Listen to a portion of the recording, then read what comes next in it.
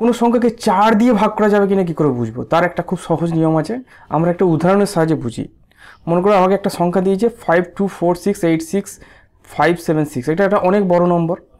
তো আমাদেরকে প্রথমে চেক করতে হবে যে এটা 4 দিয়ে ভাগ করা যাবে কিনা। খুব সহজ নিয়ম। সহজ নিয়মটা হচ্ছে এই যে শেষের দুটো সংখ্যা আছে 76, এই 76কে 4 দিয়ে ভাগ করা যাবে, যা ভাগ করলে হবে 19।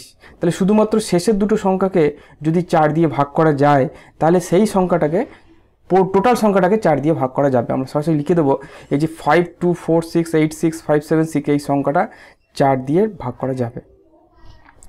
আর একটা উদাহরণ দেখি, এই যে 835671, এটা কি 4 দিয়ে ভাগ করা যাবে? তার জন্য কি দেখবো, শেষের যে দুটো সংখ্যা আছে অর্থাৎ 71, 71, একে কি 4 দিয়ে ভাগ করা যাবে? একে 4 দিয়ে ভাগ করা যাবে না, নট ডিভিজেবল। ভাগ করলে সেটা ভগ্নাংশ হবে। তাই জন্য এই টোটাল সংখ্যাটাকে 835671, এটাকে 4 দিয়ে ডিভাইড করা যাবে না।